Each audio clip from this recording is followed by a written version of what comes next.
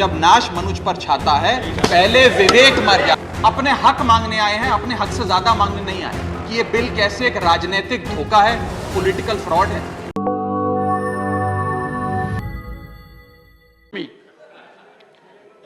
Shri Raghav Chadha 14 minutes 14। Sir, आज मैं सिर्फ 2 करोड़ दिल्ली वासियों की ओर से नहीं बल्कि 135 करोड़ भारतवासियों की ओर से बोलने के लिए खड़ा हुआ हूं। सर, इससे ज्यादा असंवैधानिक, गैर कानूनी कागज का टुकड़ा एक बिल के माध्यम से शायद ही आज से पहले कभी संसद भवन के भीतर लाया गया होगा।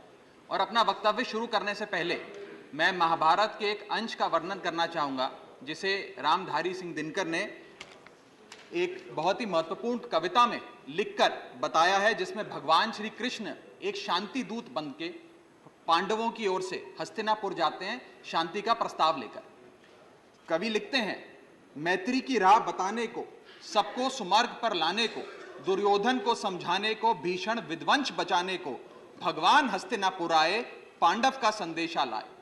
भगवान कहते हैं, दो न्याय अगर तो आधा दो, पर इसमें भी यदि बाधा हो तो दे दो केवल 5 ग्राम, रखो अपनी धरती तमाम, हम वहीं खुशी से खाएंगे, परिजन पर हंसी ना उड़ाएंगे।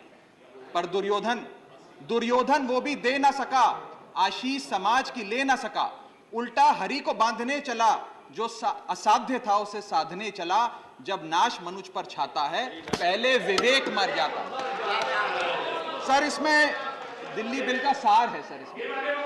सर, हम न्याय की गुहार लगाने आपके सामने आए हैं, अपने हक मांगने आए हैं, अपने हक से ज्यादा मांगने नहीं आए।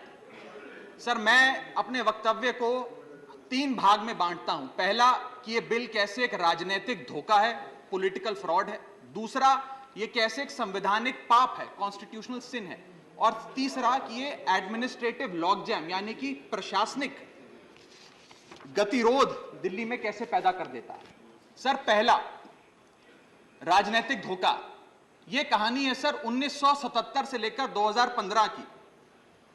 लगभग 40 साल का लंबा संघर्ष भारतीय जनता पार्टी ने दिल्ली में पूर्ण राज्य का दर्जा स्थापित करने के लिए किया। 1977 में जब 3rd मेट्रोपॉलिटन काउंसिल दिल्ली में था, उसमें जनता पार्टी की सरकार थी। उन्होंने मता पास कर कहा कि दिल्ली को पूर्ण राज्य का दर्जा बनाएंगे। लगातार पूर्ण राज्य की दर्जे की मांग करते करते करते करते ये 1989 का लोकसभा का मैनिफेस्टो में बीजेपी का लाया हूं। 1989 के मैनिफेस्टो में पेज नंबर 361 पे पॉइंट नंबर 10 पे ये कहते हैं, grant statehood to UT of Delhi. यानी कि 1989 से लेकर लगातार ये लोग दिल्ली को पूर्ण राज्य का दर्जा दिलाने की मांग करते रहे। यहां तक कि जब 1991 में कांग्रेस की सरकार ने दिल्ली में विधानसभा का गठन किया, उससे भी ना पर्याप्त मानते हुए लाल कृष्ण आडवाणी जी, मदन लाल खुराना जी सबने बयान दर्ज कराए कि यह भी दिल्ली के साथ न्याय नहीं है, दिल्ली को पूर्ण राज्य का दर्जा मिलना चाहिए और हम इसके लिए आंदोलन चलाएंगे। और लगातार इन लोगों ने संघर्ष किया, आंदोलन किया। सर, 1999 में फिर अपने मैनिफेस्टो में बीजेपी ने, ये 1999 का मैनिफेस्टो है, ये जारी कर कहा कि हम दिल्ली को पूर्ण राज्य का दर्जा देंगे। Page number 132 point number 31, we will give full statehood to Delhi. Sir, इन लोगों ने बड़ा आंदोलन चलाया, संघर्ष किया, सड़कों पे लाठियां खाई, न जाने क्या क्या किया दिल्ली को पूर्ण राज्य का दर्जा दिलाने के लिए। और अंततः वो दिन आया जिस दिन वाजपेयी सरकार के उप प्रधानमंत्री आदरणीय लाल कृष्ण आडवाणी जी इस सदन के भीतर एक बिल लाए, द कॉन्स्टिट्यूशनल अमेंडमेंट बिल 2003, जो दिल्ली को पूर्ण राज्य का दर्जा देता है। यह बिल आडवाणी जी इस सदन के भीतर लाए और कहा कि दिल्ली को अधिकार देने की जरूरत है, दिल्ली को पूर्ण राज्य का दर्जा भाजपा दिलाएगी। यहां भी बात खत्म नहीं होती सर। इसके बाद 2013 के अपने मैनिफेस्टो में बीजेपी ने कहा हम पूर्ण राज्य का दर्जा देंगे। इनकी जून 2013 में नेशनल एग्जीक्यूटिव की मीटिंग हुई, उसमें मता पास कर कहा हम दिल्ली को पूर्ण राज्य का दर्जा देंगे। यहां तक कि इनके सांसद डॉक्टर हर्षवर्धन ने बयान दिया कि जब आदरणीय नरेंद्र मोदी जी देश के प्रधानमंत्री बनेंगे, हम दिल्ली को पूर्ण राज्य का दर्जा देंगे। ये इन सब ने सर लगातार बातें कही और दिल्ली को पूर्ण राज्य का दर्जा दिलाने की मांग लगातार भारतीय जनता पार्टी दिल्ली वालों के सामने रखती रही। सर, ये बिल सिर्फ संविधान का और लोकतंत्र का अपमान नहीं है, ये बिल लालकृष्ण आडवाणी जी का, अटल बिहारी वाजपेयी जी का, मदन लाल खुराना जी का, सुषमा स्वराज जी का, अरुण जेटली जी का, सबका अपमान करने का और उनके 40 साल के संघर्ष को मिट्टी में मिलाने का काम करता है। सर, मैं माननीय गृह मंत्री जी का बयान लोकसभा में सुन रहा था। उन्होंने कहा कि नेहरू जी ने, पंडित नेहरू ने यह बात रखी थी कि दिल्ली को पूर्ण राज्य का दर्जा नहीं मिलना चाहिए। मैं माननीय गृह मंत्री जी से कहना चाहता हूं, नेहरूवादी मत बनिए, आडवाणीवादी बनिए, वाजपेयीवादी बनिए और दिल्ली को पूर्ण राज्य का दर्जा देने का आज आपके पास ऐतिहासिक मौका है। दिल्ली को पूर्ण राज्य का दर्जा दीजिए। सर, इस बिल को लाने का असल कारण क्या है? यह बिल क्यों लाया गया है? पिछले 25 साल में दिल्ली में 6 बार विधानसभा के चुनाव हुए। 6 के 6 चुनाव भारतीय जनता पार्टी बुरी तरीके से हारी। यहां तक कि 2015 और 20 में आजाद भारत के इतिहास की सबसे बड़े जनादेश की सरकार अरविंद केजरीवाल ने दिल्ली में बनाई। क्योंकि ये पिछले 25 साल चुनाव नहीं जीत पाए और अरविंद केजरीवाल और आम आदमी पार्टी के आने के बाद ये जानते हैं कि अगले 25 साल भी ये लोग चुनाव नहीं जीत पाएंगे, तो सरकार को नष्ट करने का काम कर रहे हैं। ना रहेगी सरकार और ना रहेगा चुनावों का महत्व, ना रहेगा बांस, ना बजेगी बांसुरी। लेकिन मैं आज इस मंच से भाजपा से अनुरोध करूंगा कि कम से कम लालकृष्ण आडवाणी जी को न्याय दीजिए, कम से कम उनकी इच्छा पूरी करिए, दिल्ली को पूर्ण राज्य का दर्जा दीजिए। सर, मेरा दूसरा भाग कि कैसे यह बिल एक संवैधानिक पाप है। सर, पहली चीज, ये abuse of ordinance making powers है, आर्टिकल 123 जो संविधान का देता है। संविधान ये कहता है, और वाईवी चंद्रचूड़ साहब का AK Roy versus union of India एक बड़ा महत्वपूर्ण लैंडमार्क जजमेंट है, जिसने कहा कि ऑर्डिनेंसेस सिर्फ आपातकालीन और विषम परिस्थितियों में लाए जाएंगे। ऐसी कौन सी आपातकालीन और विषम परिस्थितियां आ गई कि आपको सुप्रीम कोर्ट के फैसले को 8 दिन के भीतर बदलना पड़ गया? दूसरा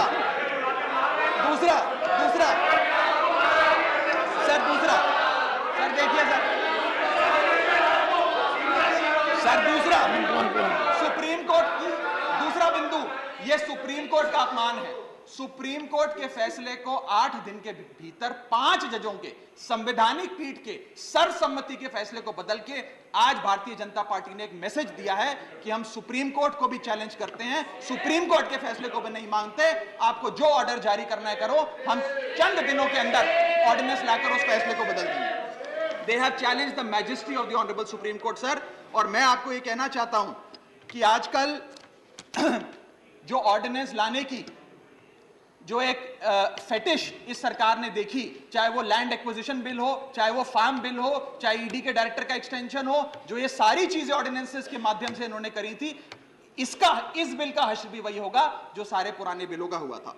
सर, थर्ड बिंदु कि कैसे ये बिल संघीय ढांचे को एरोड करता है। हमारा भारत का संविधान और सुप्रीम कोर्ट का 2023 का 2018 का संवैधानिक पीठ का फैसला कहता है कि दिल्ली के पास एक यूनिक फेडरल आइडेंटिटी है, यूनिक कॉन्स्टिट्यूशनल आइडेंटिटी है, और भारत का संविधान जो हमें संघीय ढांचा देता है, जो शक्तियां देता है, उन शक्तियों को एनक्रोच करने का काम यह सरकार करती है, हमसे अफसरशाही और तमाम शक्तियां छीनकर। मैं आपको सुप्रीम कोर्ट का वो एक वाक्य पढ़ के सुनाना चाहूंगा।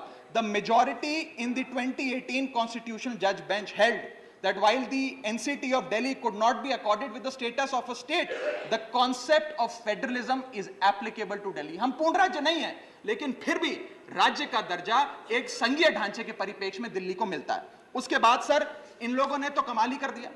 आज बिना संवैधानिक संशोधन लाए संविधान को बदल दिया, मात्र एक एक्ट ऑफ पार्लियामेंट से, जो आज तक शायद भारत के इतिहास में कभी नहीं हुआ। सर, इसके बाद ये बिल पार्लियामेंट्री अंडरमाइन करता है प्रिंसिपल्स ऑफ कलेक्टिव रिस्पांसिबिलिटी को। भारत का संविधान कहता है सर कि परमानेंट एग्जीक्यूटिव और पॉलिटिकल एग्जीक्यूटिव मिलके लेजिस्लेचर के प्रति जवाबदेही होंगे। ये प्रिंसिपल ऑफ कलेक्टिव रिस्पांसिबिलिटी है। इसमें से परमानेंट एग्जीक्यूटिव यानी कि अफसरशाही को छीनकर ये पूरी तरीके से कलेक्टिव रिस्पांसिबिलिटी का प्रिंसिपल, जिसपे सरकारें चलती हैं इस देश में, उसे ध्वस्त करता है।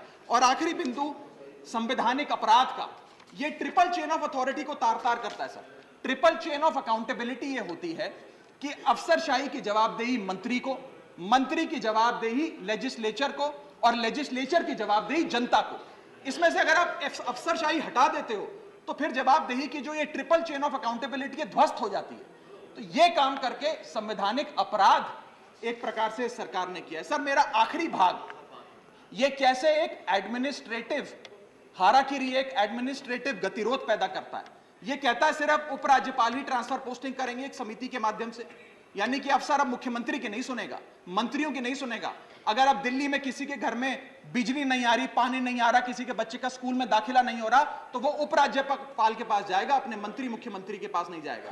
क्या लोग जानते हैं उपराज्यपाल कहां रहता है? उपराज्यपाल कौन सी विधानसभा से चुनाव लड़ा, उपराज्यपाल ने कौन सा चुनाव जीता? लेकिन सारी शक्तियां एक चुनी हुई सरकार से निकालकर उपराज्यपाल को देता है। ये आगे कहता है सर ये बिल कि हम एलजी को सोल डिस्क्रिशन देते हैं, स्वयं के विवेक से फैसले लेने की तमाम शक्तियां। आज तक उपराज्यपाल और गवर्नर काउंसिल ऑफ मिनिस्टर्स की एड एंड एडवाइस से बाध्य थे, लेकिन यह बिल उपराज्यपाल को सुपरसीडिंग पावर देता है।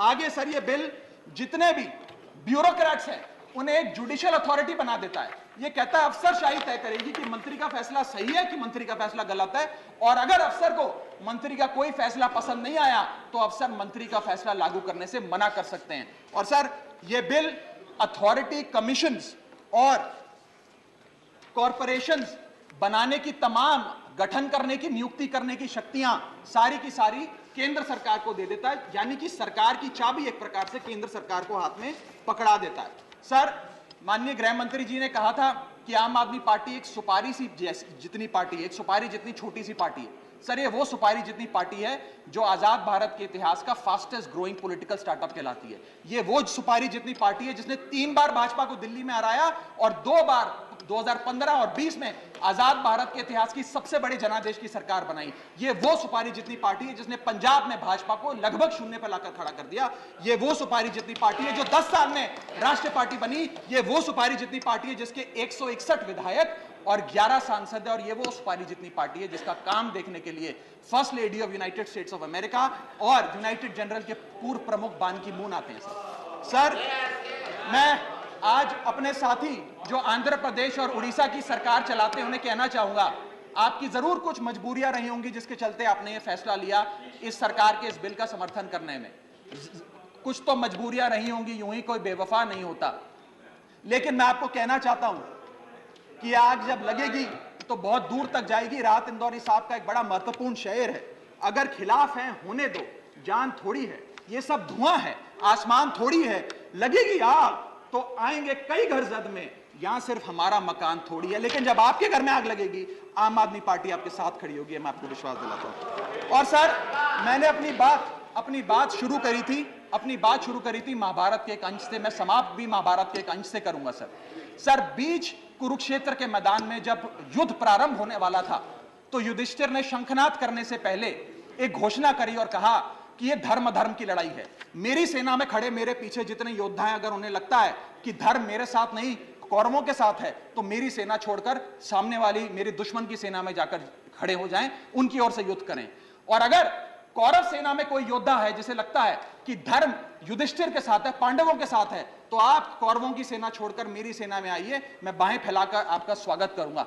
उस समय कौरवों का एक भाई युयुत्सु कौरव सेना छोड़कर पांडवों की ओर आया और पांडवों की ओर से युद्ध लड़ा। मैं उसी बात का जिक्र करते हुए आज इस सदन में बैठे तमाम सांसदों को कहना चाहता हूं, राज्यसभा काउंसिल ऑफ स्टेट्स है, हम लोग काउंसिल ऑफ स्टेट्स है, जहां ज्यादा जिम्मेदारी बनती है राज्यों के हितों की, अधिकारों की रक्षा करने की।